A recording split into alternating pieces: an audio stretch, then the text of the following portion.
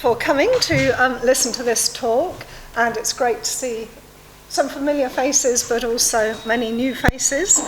As Maria says, I'm based at the University of Exeter in the UK, and today I want to talk a little bit about sort of recent work, but also some new work. And I want to develop some of the themes that I've been working on for the past few years, and talk really about resilience, very much within the context of development, and to discuss three themes that I've kind of developed in my own work of taking a very kind of human or social approach to understanding resilience. So I want to talk about resistance, rootedness, and resourcefulness. And I'll explain what those are and give examples as we go along. So my starting point really is to use social ecological system approach to understanding resilience, but very much informed by my own sort of background, which is as an interdisciplinary social scientist. So kind of building on social ecological systems scholarship, but also bringing in learnings from international development, political ecology, so human development understandings of resilience, development studies, anthropology, political ecology, and so on.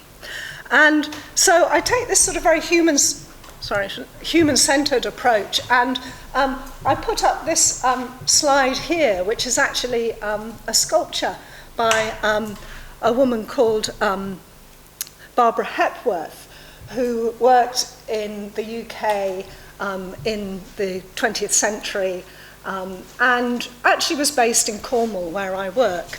And this particular sculpture, which is in her sculpture garden, which is an open gallery in St Ives in Cornwall, actually is called Art and Movement. And it's actually based on looking at how different metals, the kind of resistance of different metals and the way in which different metals can be formed into different shapes.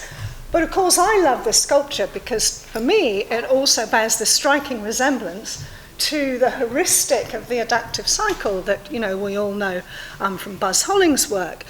So this is my kind of art meets resilience slide from Barbara Hepworth, and this is actually what she says about her work.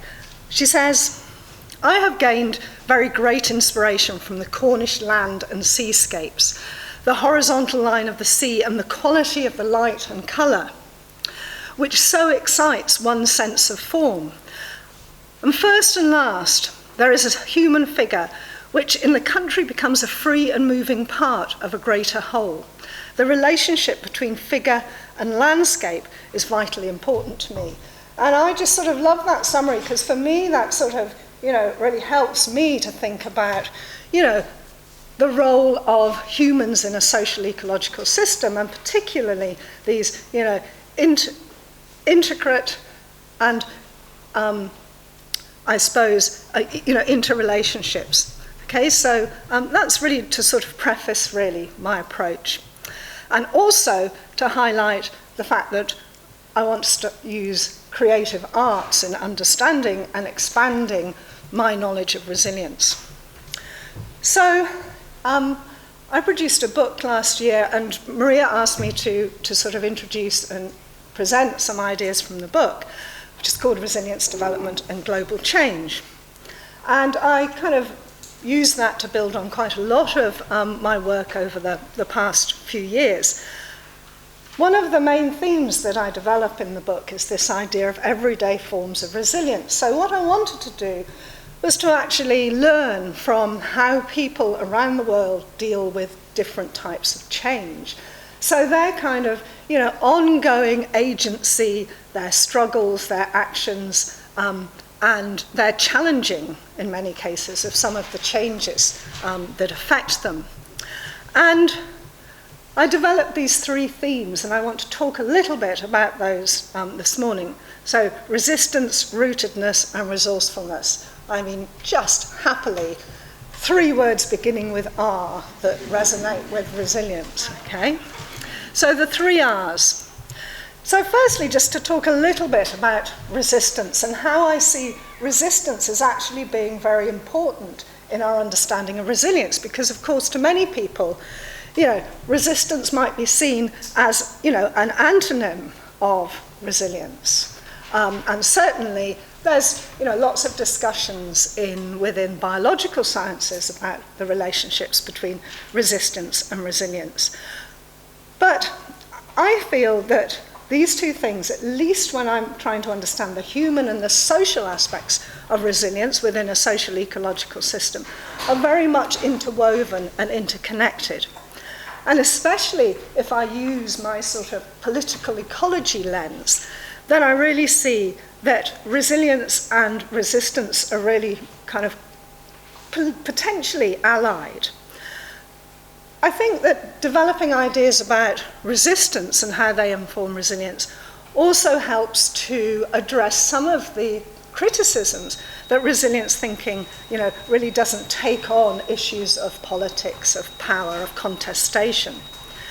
So I kind of think that this is quite an interesting aspect to look at.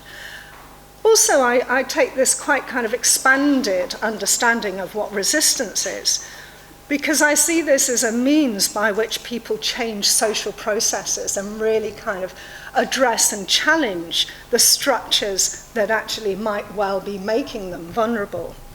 And I think that resistance is very often the way in which people can build communities can build alternatives, that they can expand space for decision making. And perhaps it's also how people disrupt order and disrupt stability, which we all see as actually really important aspects of resilience. And of course, when I started to look at how people talk about resilience, the type of narratives that they construct, then I found very much that this concept of resistance was very much at the heart of that. So just to show a couple of examples. One of the important aspects that's come out of work that I've done, particularly in developing countries, but not only in developing countries, is that when people talk about change, they talk about the external things that are being done to them, okay?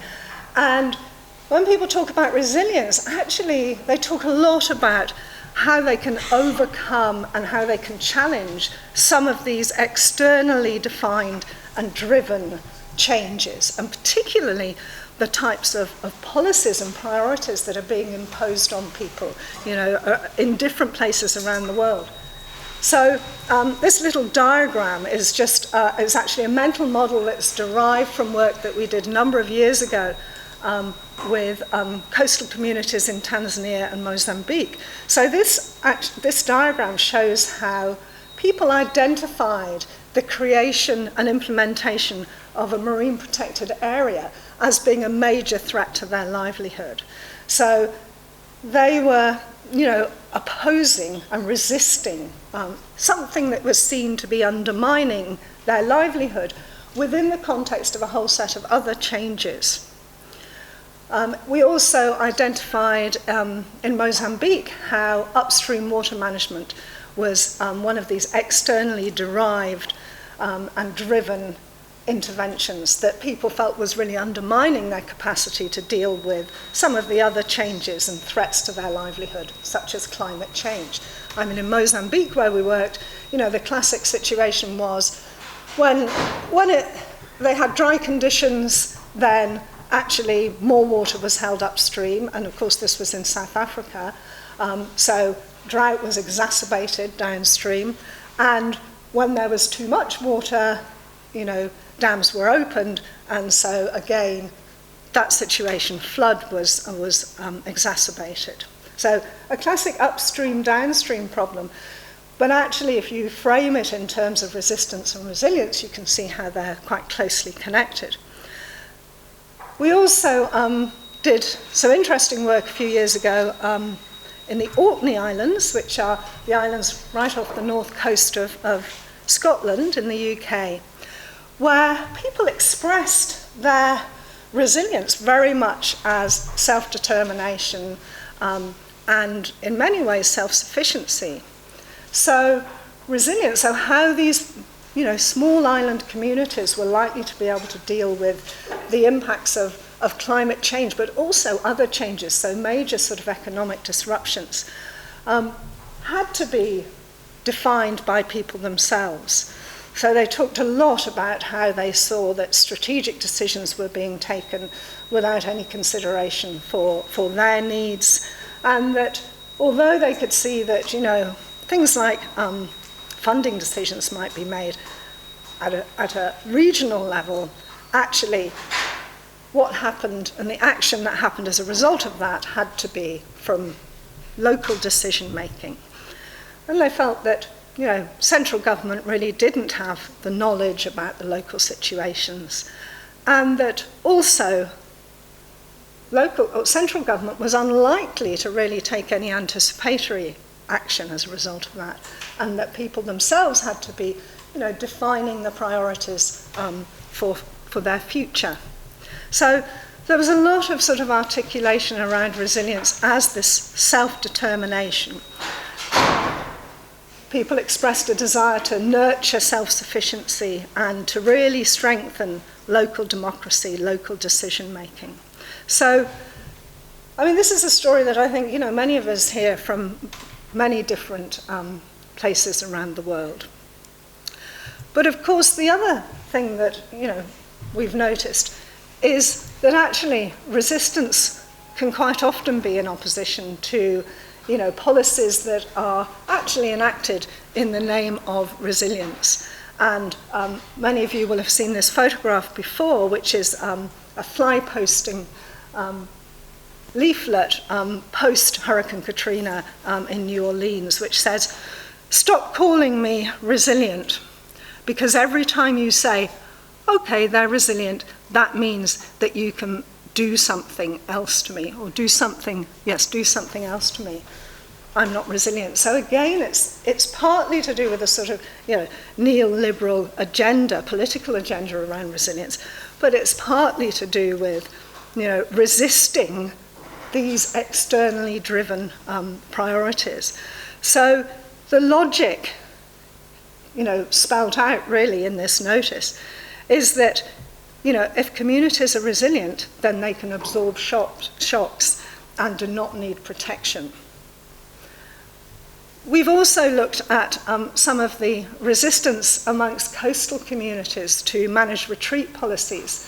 So a while ago, I worked with Bronwyn Hayward from the University of Canterbury in New Zealand, and we were able to document really how managed retreat, as clearly a sort of ecologically sound approach to climate change adaptation, was actually being informed by a set of priorities and particularly a set of values which were very much disconnected from local communities themselves, and so was seen as an imposition of a certain type of resilience upon communities. We're studying that at the moment in the UK, and particularly in the southwest of England, in Cornwall.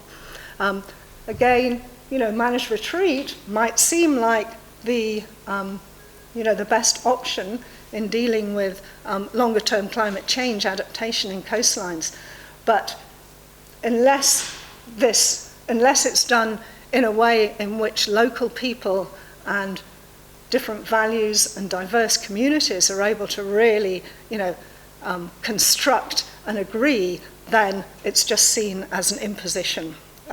Hugely problematic, and I'll talk a little bit more about that later on. So that's resistance and how I think it's related to resilience. I'll show examples from more recent work. I also got interested in the idea of rootedness, and Asher Mean, who's a geographer at Cambridge University, talks about this idea of situated resilience. And he asserts that the turbulent future will be addressed through the specifics of location. And I think rootedness reflects this, and it kind of emphasizes, the importance and the power of place, community, and identity in resilience. And I think that it kind of reflects the strengths associated with a belonging, but also rootedness is more than a place. Partly because, as we know, people are increasingly mobile. And so I see rootedness as about a sort of more fluid set of attachments and multifaceted identities. And so we can see that it somehow kind of encompasses these ideas of groundedness or belonging. And of course then has, ramifications for, a whole set of issues around stability versus responsiveness or adaptiveness. And other scholars talk a lot about rootedness in terms of economic, environmental, and social dimensions. So again, we can think of attempts to, foster, economic prosperity at a local level and within communities. I suppose it relates to issues around sustainable livelihoods, sustainable consumption, sustainable production, and so on, but also a kind of a subsidiarity and an embeddedness, and again, a sort of a democracy that's rooted in local and cross-scale processes. So a couple of examples then of rootedness. A few years ago, I was supported to go to New Orleans and talk to people about their experiences of recovery post-Hurricane Katrina. And of course, this has been well documented, by many other scholars, but this tremendous determination, I suppose, to return and rebuild New Orleans by many people. Of course, remembering that a lot of people didn't return, but of the people that came back and whose houses and lives and livelihoods had been devastated, these are some of the quotes, that if another Katrina came again, you would really see how strong and together we would be. When people come together with the same purpose and have the same vision, there's nothing that can't be done. And if another catastrophe happened, worse than Katrina, the only thing I'm going to do is leave, but then I'm going to come back and rebuild my house because I love my area. It's worth saving. So, again, we've all come across these expressions of the importance of place, of rootedness. But I think these different dimensions really affect or inform our understanding of resilience. I'm pleased to say that we'll talk more about this tomorrow as well. This is an example from some work that we carried out with Lucy Faulkner, who's a PhD student at Exeter. And she carried out work looking at the perceptions of community resilience in different places in Cornwall. And Boscastle is a little village on the north coast of Cornwall that was actually hit by a devastating flood in 2004. And this top photograph just shows the aftermath of that flood. And what Lucy wanted to know was what were the important aspects of community resilience, but importantly, how were they related? So how did these different characteristics of resilience, so things that are, commonly identified in the literature, so place attachment, community cohesion and efficacy, leadership, knowledge and learning, community networks and so on, how they actually related to each other. And what came very strongly from her research was that place attachment was identified not only as the most important aspect or dimension of resilience, but also the one that then enabled other things to happen. Okay, so it was the most important precondition for building resilience.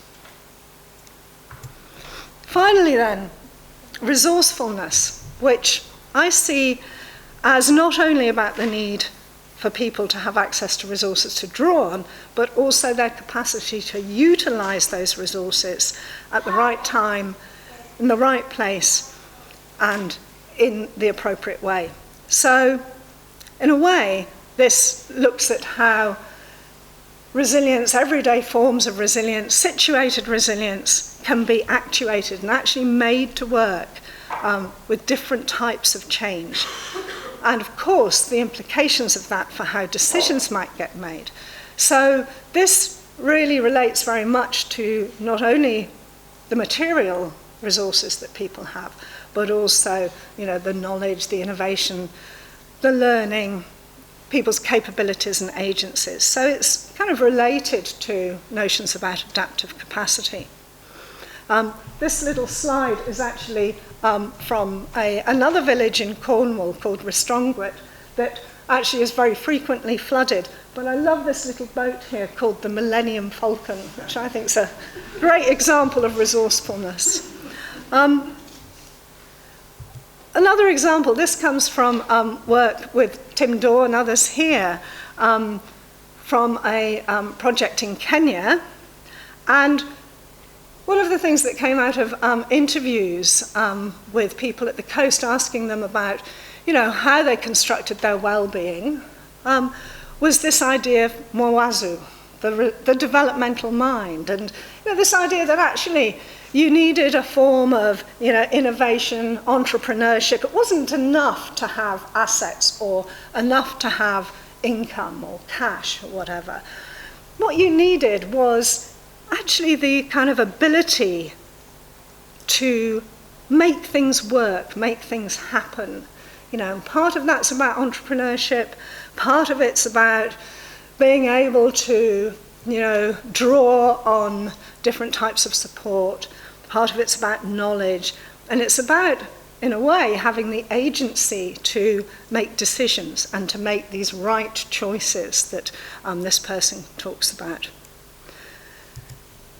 Another example is, again, from another community in Cornwall, on the north coast of Cornwall, called Porthleven, which 2 years ago experienced really extreme weather conditions. We had a whole series of storms, and in this particular community, the fishing fleet was completely destroyed when the harbour wall was breached. So a very unexpected and really extreme event.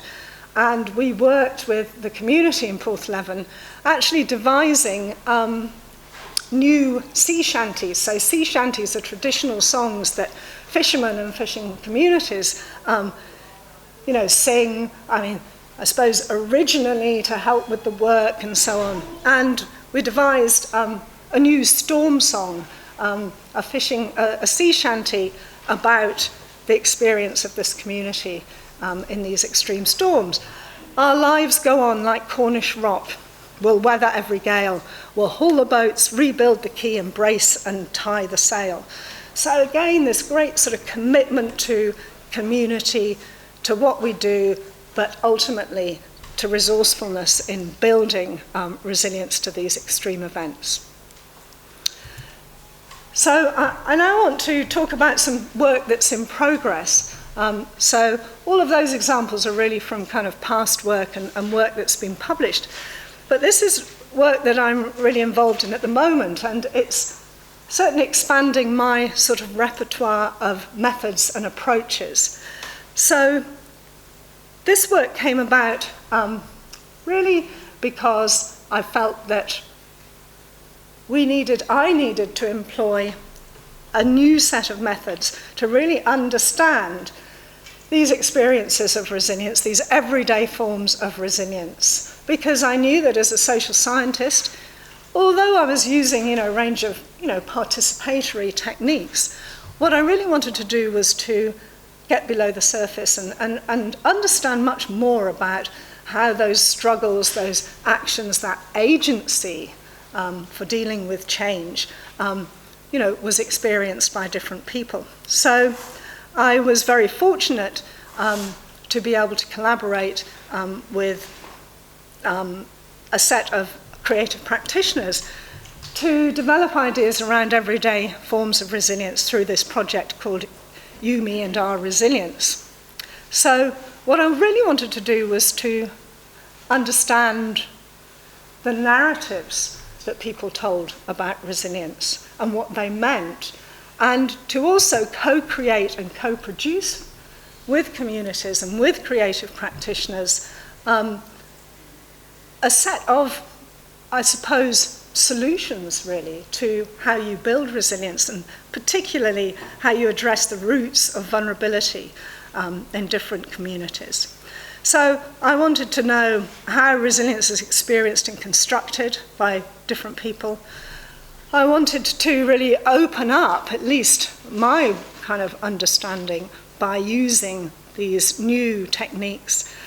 And by doing that, I hoped that this would actually give voice and perhaps even empower some of these communities. And that in helping to find solutions to people's self-defined problems, then that might be a different way to understand and build resilience.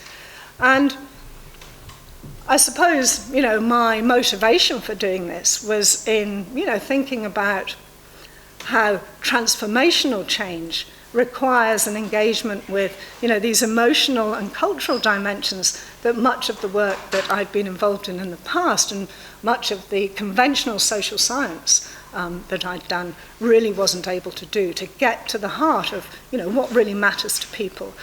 And that I think creative practice and, the arts clearly do this in much more effective ways. And I also felt that, these aspects were underrepresented in both the theory and practice of resilience. So in this project, we're working with coastal communities again in southern Kenya and in Cornwall, so in the UK and in Kenya.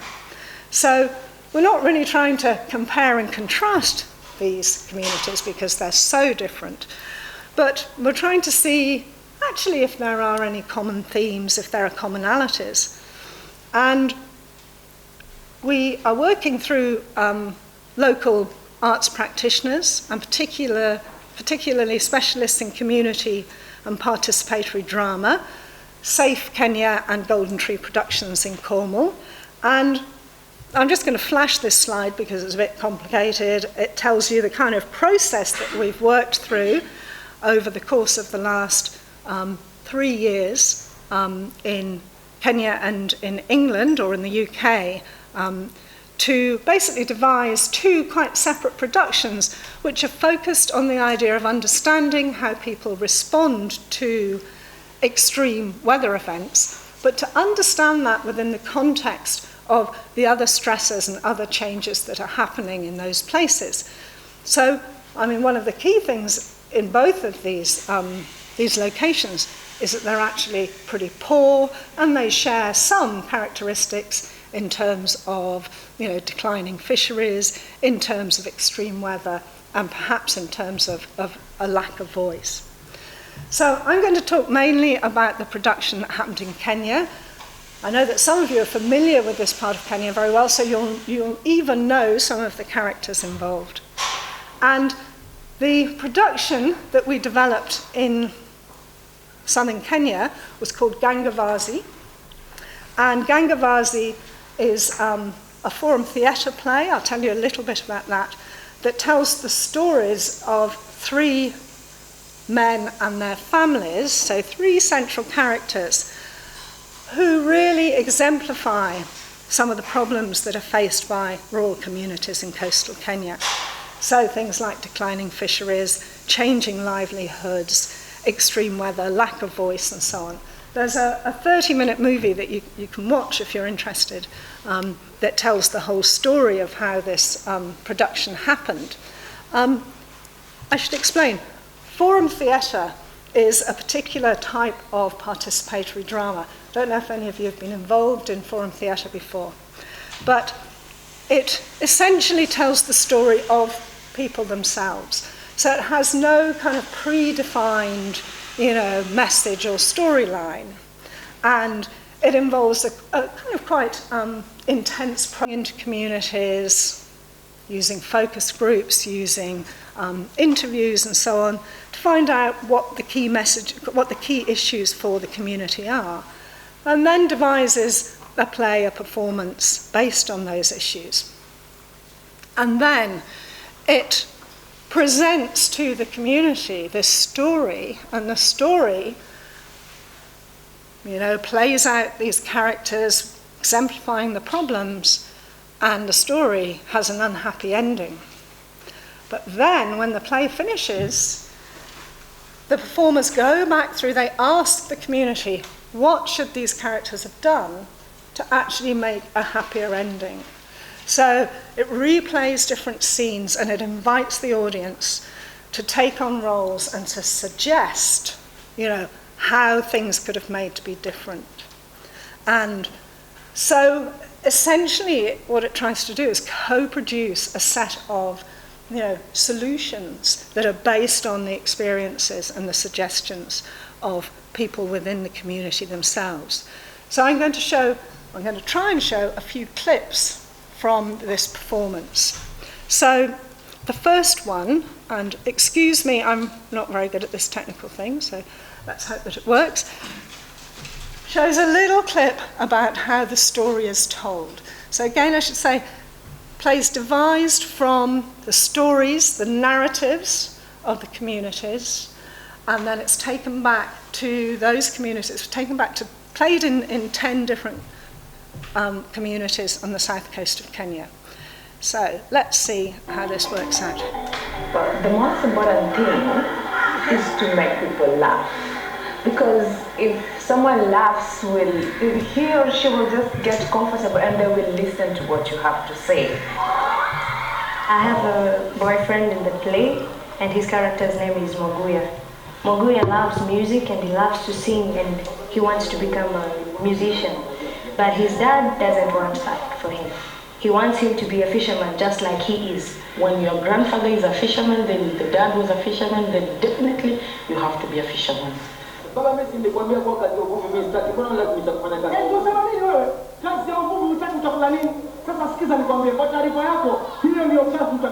Moguya, to him, he feels like fishing is not even giving them enough income. Because now, due to the bad and poor fishing methods that the community is practicing, there aren't enough fish in the ocean. So, thereby they're forced to go deeper and deeper in search of fish.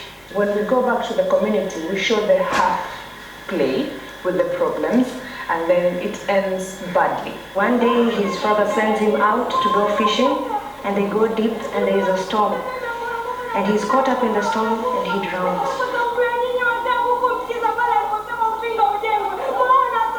Unfortunately, our fishermen do not have good boats. So when they go deep sea, their boats capsize and they die. Most of them do not make it.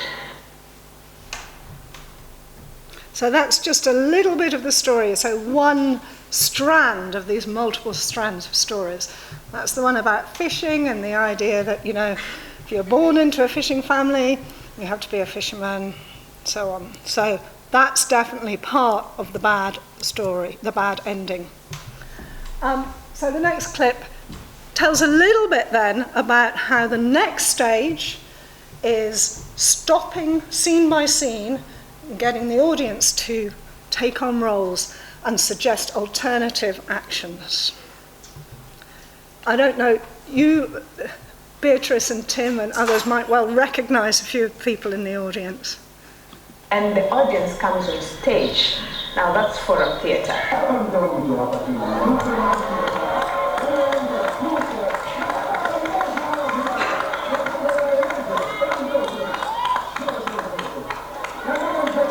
Well, there is a challenge with the women, especially the women from my community, which are Muslims, and in the rural areas or the places where we go for the shows, they're kind of shy.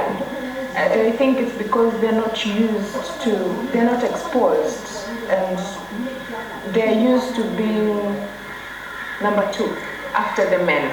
So mostly we'll find the women are not so much outgoing unless you push them.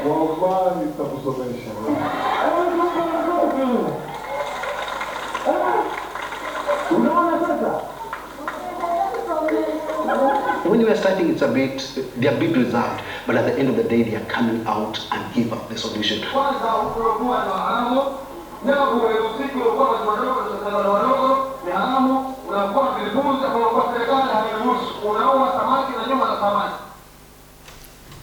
Okay, sorry to stop you at that bit.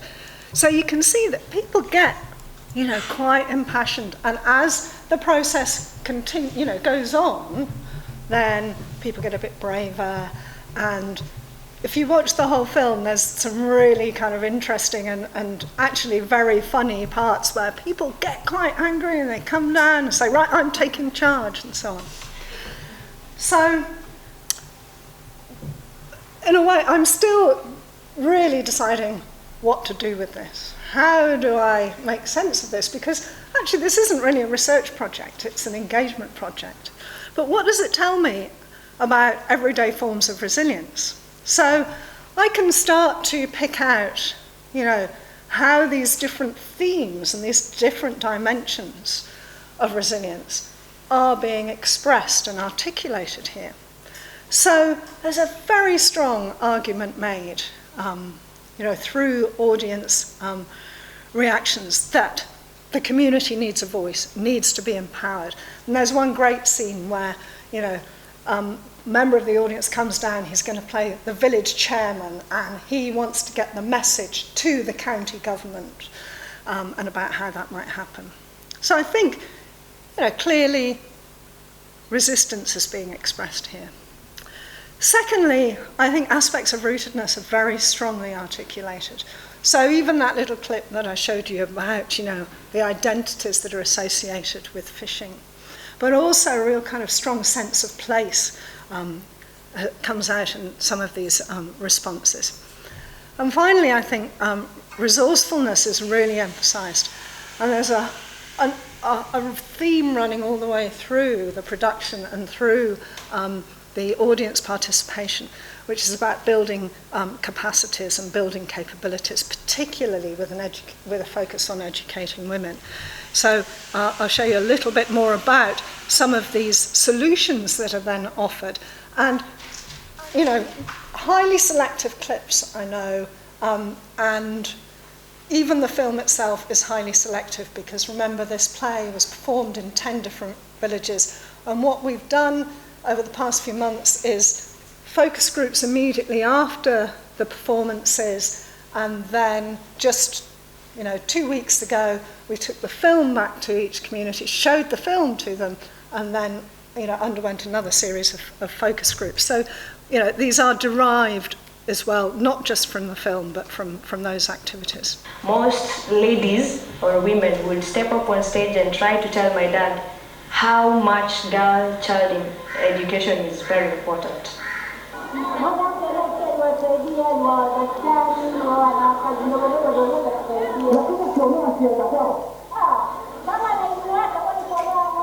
Mwanamke kusoma ni kupewa elimu kwa sababu kwetu vijijini wasema hawezi kuwasemesha wanawake kwa sababu wakienda mashuleni wapata mimba, mtu wavunjika moyo kumsomesha mwanamke, lakini vile mlivyotuhamasisha baada wengine darasa la 8 watakaomaliza, basi ni wengi watakaopelekwa mashuleni kusoma kwa wingi, hususan wanawake.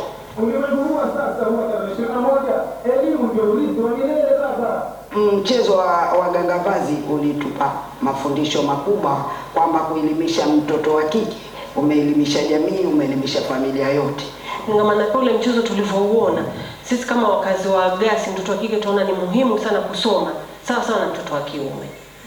Tusiweke ati kwa kuwa ni mtoto wa kike si muhimu, tunaona wote ni muhimu. Kwa sababu sasa tunaona mpaka kwenye mabunge wanawake wapatikana. They really understood that they have the solution within themselves. Tajidimia hivi sasa na wakiona kwa zikinyesha mafuriko yamekuwa ni mabaya. Sasa kwa hiyo mimi nawaomba tupandeni miti kwa wingi. No one can be able to conserve the environment better than ourselves. Hali ya kijiji chetu mafuriko yametuathiri. Ni kweli bwana Chama. Nafikiri bwana Chengo, hebu nikuone. Bwana Chengo, wewe juzi tu ulipoteza shamba lako mahindi yote mgomba, au ni uongo? Kweli. What was lacking was the opportunity of them coming together and discussing these issues as a community. I had a very hard time as a village chairman in our play, because I had the responsibility of ensuring that all the community members are brought together in case there is any issue that is affecting them.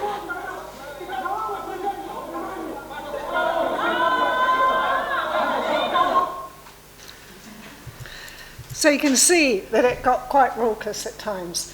And of course, you're also hearing the voices of, the Safe Kenya actors who are then reflecting really on what they heard and as a result of, these performances. So what did we learn about resilience from this? So we learned that everything changes, and that was, very clearly articulated. People talked a lot about connectivity and agency. Some of the solutions that were suggested really do address some of these underlying vulnerabilities. But we can also see that they kind of are, I suppose, addressing both general and specific resilience. So some of the examples just from those clips show, while people were talking about things like, problems with flooding and some of the immediate actions that could be taken, some of the longer term actions, so, immediate actions like, changing cultivation methods, longer term actions like, planting trees, conserving and rehabilitating mangroves. But then a lot of the discussion was about these much more general capacities and this general resilience, educating women, and how that might build capacity and how that might affect the whole community, and this whole issue about giving voice and how community priorities could be articulated to government, and particularly county level government. So I think I can start to identify and tease out some sort of immediate adaptive actions that are suggested, but also perhaps some longer-term transformative actions. Of course, the big question is the feasibility of some of those solutions, and what support is necessary to enable some of these locally defined and identified solutions. So just to sort of summarize, we actually brought together our Kenyan group and our Cornwall-based theatre group to share some of the experiences and some of the lessons from these participatory dramas. And I don't have time to tell you about what we did in Cornwall. Again, there's a couple of films on my website that you can look at. And, to see, are there any commonalities? I mean, this project was supposed to be about cross-cultural learnings. Were there any? And, there were. I mean, there were some really important messages about how things like, consultations on coastal change are very superficial and often don't have anything to do with local people. There seemed to be, some positive impacts of, participation in these activities. And there was also a lot of discussion about the different kind of forms of performance, using traditional forms of verse and song and dance and things, using, of course, local languages and local vocabularies and people's own narratives and how important that was. And, one of the things that I'm interested in is, well, what happens next? And I think, there were three really important lessons that came out of these parallel processes in the UK and in Kenya. And that was really about engagement and what I think this sort of creative practice can add to, our activities and our knowledge as researchers. And the first is really around the experiential knowledge that, this illuminates for us. The second is around engagement with emotions, and there's a very interesting set of stories about how, in the Kenyan case, the play used humour as the way of engaging people, of drawing people in. In the Cornwall case, they used grief. And it was actually about the 5 stages of grief, and the whole performance was based around that. What does that say about these different cultures, for a start? Very interesting. But, this idea that, identifying this emotional kind of, way in. And finally, the way in which they're able to build empathy, and the very kind of physical act of literally taking a role, opens up then this whole possibility of understanding the perspective, of perspective taking. So I just want to show you one last very short clip, which actually for me sort of almost summarises what I think the power of these kind of creative practices might be in our work, and certainly in my work, for understanding, the everyday forms of resilience. The play itself, Gangasibazi, was talking about their life. You could hear them, you could see them.